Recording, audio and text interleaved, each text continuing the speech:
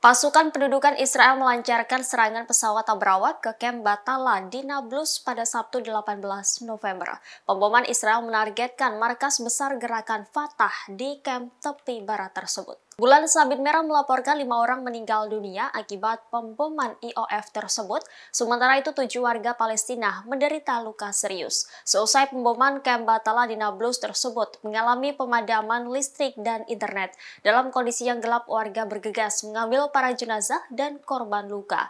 Sebagai informasi, gerakan Fatah merupakan salah satu faksi besar di Palestina.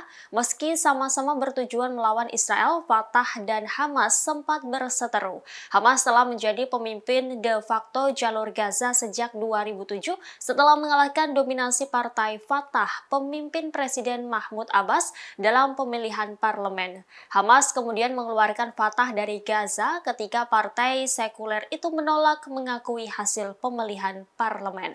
Hamas dan Fatah telah memerintah wilayah Palestina yang diduduki di jalur Gaza dan tepi barat masing-masing sejak saat itu. Sayap militer Palestina yakni Fatah menyatakan akan membantu Hamas dalam perang terbarunya dengan Israel. Bahkan Fatah bersumpah akan membakar setiap wilayah Israel.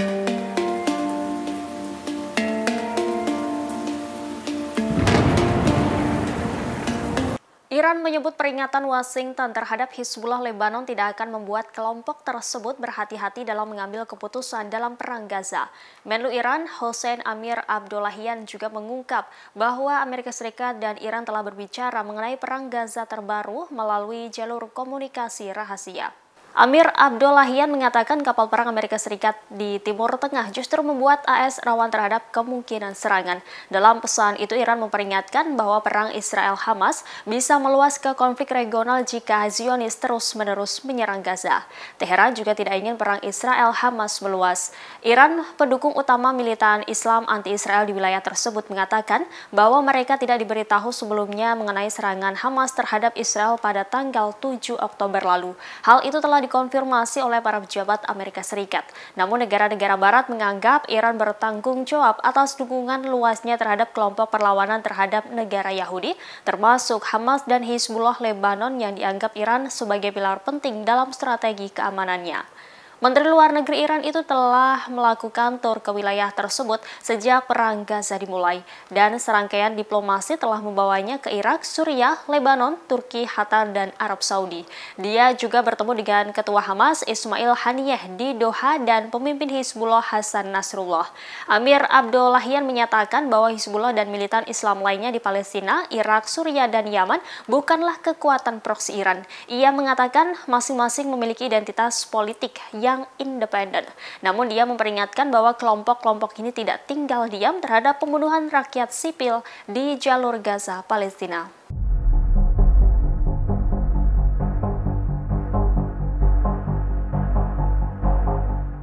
Presiden Turki Recep Tayyip Erdogan mengecam Israel yang hingga kini terus membombardir Gaza, Palestina. Pemimpin Turki itu menyebut pembunuh anak-anak dan menyerbu rumah sakit tidak tercantum dalam kitab suci Yahudi, Taurat.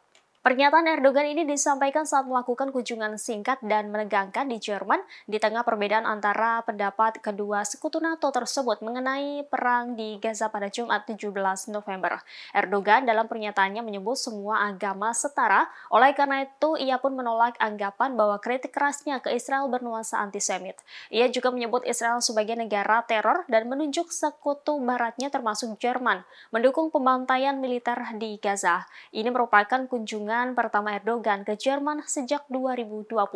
Sebelum kunjungan tersebut, Erdogan meningkatkan kecamannya atas serangan Israel di Gaza. Ia mengatakan bahwa mereka mendapat dukungan tak terbatas dari Barat. Sebelumnya, ia juga menyerukan agar para pemimpin Israel diadili atas kejahatan perang di Mahkamah Internasional di Den Haag. Erdogan memandang Hamas bukan organisasi radikal, melainkan sebuah partai politik yang memenangkan pemilu Palestina pada 2006 lalu.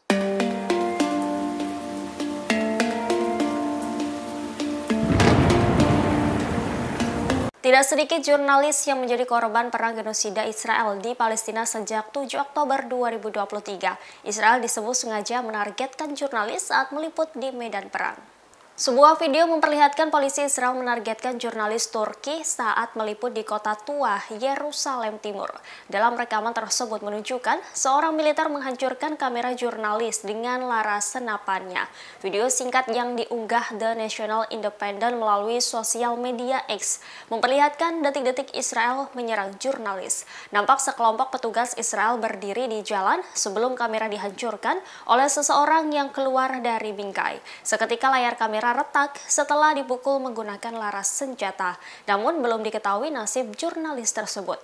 Insiden ini terjadi saat juru kamera dari media TRT Turki meliput bentrok antara pasukan keamanan Israel dengan warga Palestina di dekat Masjid Al-Aqsa pada Jumat 17 November kemarin. Juru bicara Presiden Turki Recep Tayyip Erdogan, Fahrettin Altun, mengecam Israel atas serangan buruk tersebut. Ia menuding Israel terus membantai warga sipil dan jurnalis dan mencegah anggota pers meliput apa yang terjadi di lapangan.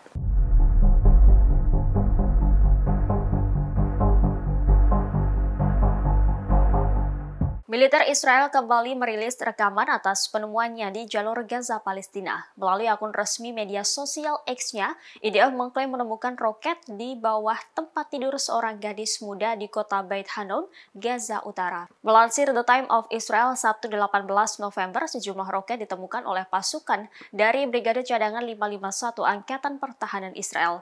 Video sejumlah roket pada unggahan tersebut dinarasikan milik kelompok militan Hamas. Militer menunjukkan roket disimpan di lemari bawah tempat tidur dengan tanda bayi perempuan di dindingnya. Selain itu juga ditemukan sejumlah senjata di rumah tersebut, termasuk rudal, alat peledak, dan bahan peledak. IDF mengklaim pihaknya menghancurkan persenjataan tersebut. Militer juga merilis audio yang diklaim sehadapan dari telepon jihad Islam terkait bagaimana mengangkut rudal anti-tank di dalam kereta dorong. Meski demikian, klaim IDF ini tidak bisa dikonfirmasi secara independen, mengingat sejumlah video propaganda kebohongan IDF terungkap setelah diedit dan unggah ulang di sosial medianya serta dianalisis oleh sejumlah ahli. אנחנו נמצאים בבית חנון, חדר שכתוב עליו בייבי גרל כמובן.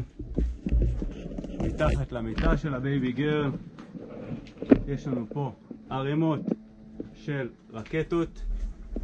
מתחת למיטה בכל הבית סך הכל מצאנו גם עוד פגזים ועוד תחמושת ועוד המון נשקים, מטענים, חגורת נפץ, ערכת הפעלה, נשק קצר, סלולר, ערימות של אמל"ח.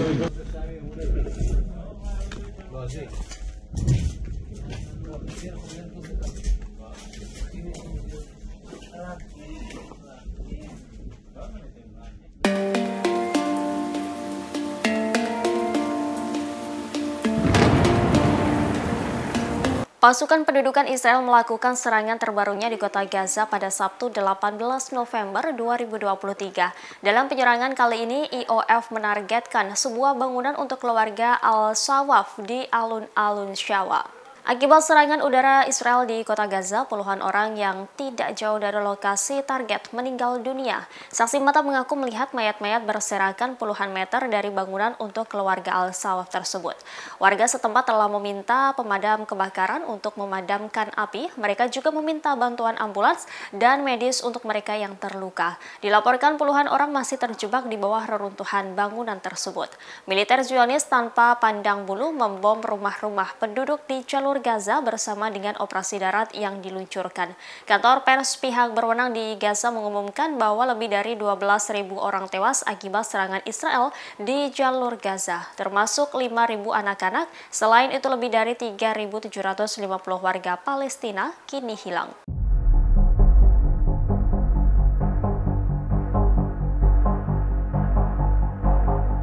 Sim Faturi, Wakil Ketua Parlemen Israel Knesset, melontarkan pernyataan yang kontroversial soal Gaza Palestina. Dia mendesak militer Israel untuk membakar habis jalur Gaza. Demikian disampaikannya melalui sosial media X yang kini telah dihapus karena melanggar peraturan aplikasi pada Jumat 17 November. Ia pun menyerukan membakar jalur Gaza sesegera mungkin. Nisim Faturi berpendapat bahwa Israel terlalu manusiawi terhadap Palestina. Dalam unggahannya, Nisim Faturi juga melarang bahan bakar apapun masuk ke wilayah kantong Palestina tersebut, kecuali semua sandera yang ditahan oleh Hamas dibebaskan. Adapun komentar Faturi ini adalah yang terbaru dari serangkaian pernyataan menghasut yang dibuat oleh politisi Israel mengenai pertempuran mematikan dengan Hamas. Awal bulan ini Netanyahu memberhentikan Menteri Warisan Budaya Amihai Eliyahu dari rapat kabinet setelah dia menyarankan penggunaan senjata nuklir terhadap daerah kantong Palestina itu.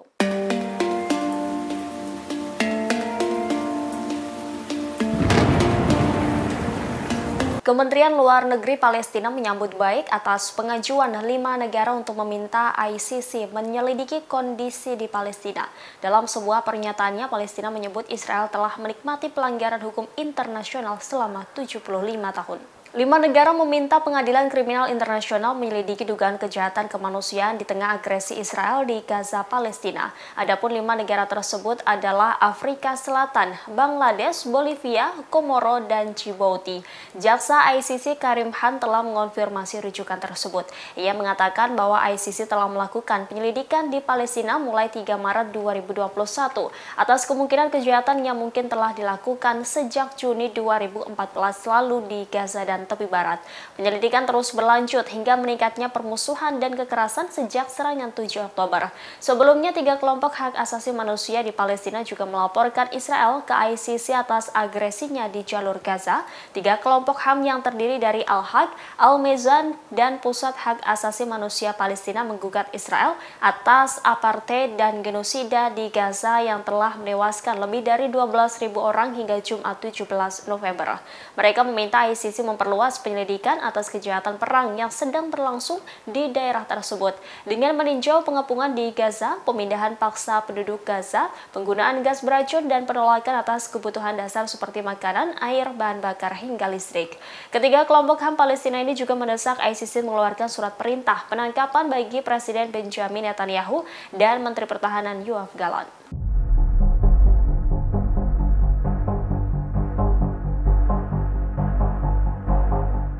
Paus Fransiskus nekat akan menemui sandera Israel yang ditahan oleh Hamas di Gaza, Palestina. Pertemuan tersebut akan dilakukan secara terpisah pada Rabu 22 November pekan depan. Dikutip dari The Time of Israel Sabtu 18 November, juru bicara Paus Fransiskus Matteo Bruni mengungkapkan pertemuan tersebut menunjukkan kedekatan spiritual antara Paus dengan warga Israel dan Palestina. Ia menjelaskan pertemuan akan dimulai pada Rabu pagi di sela-sela audiensi umum. Paus Fransiskus akan bertemu di waktu terpisah dengan sekelompok warga Israel yang disandra di Gaza dan sekelompok warga Palestina yang menderita akibat konflik di Gaza. Sebelumnya pada Minggu 12 November lalu, Paus dalam pernyataannya menyebut siapapun dengan latar belakang apapun berhak untuk hidup secara damai. Ia juga sempat buka suara soal perang Hamas dan Israel pada 2 November lalu. Dia mengungkapkan bahwa solusi yang diperlukan bagi Israel dan Palestina. Paus pun mengatakan perang antara Hamas Israel justru merupakan kekalahan. Menurutnya Israel dan Palestina harus hidup bersama dengan solusi bijak itu kedua negara akan damai. Paus Fransiskus pun mengaku takut ketika perang Israel-Hamas pecah. Dia mengatakan peperangan semacam ini semakin meningkatkan potensi naiknya warga sipil yang tewas.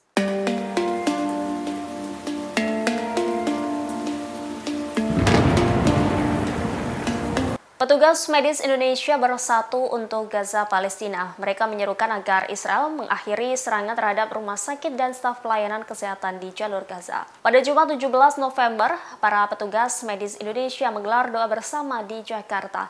Mereka menyerukan gencatan senjata dan di akhirnya genosida di Gaza. Adapun doa bersama dilakukan secara daring melibatkan staf dari Ikatan Dokter, Bidan, Apoteker, dan Dokter Gigi Indonesia, serta diselenggarakan oleh Medical Emergency Emergency Rescue Committee yang membantu pendanaan pembangunan rumah sakit Indonesia pada tahun 2011. Ikatan Dokter Indonesia dan MERC mengatakan bahwa ini adalah waktunya untuk berteriak kepada dunia untuk menghentikan genosida. Serangan terhadap rumah sakit dan petugas kesehatan merupakan pelanggaran hukum internasional. Sebanyak 22 rumah sakit dan 49 pusat kesehatan terpaksa berhenti beroperasi di jalur Gaza karena arogansi Israel. Download Tribun X sekarang, menghadirkan lokal menjadi Indonesia.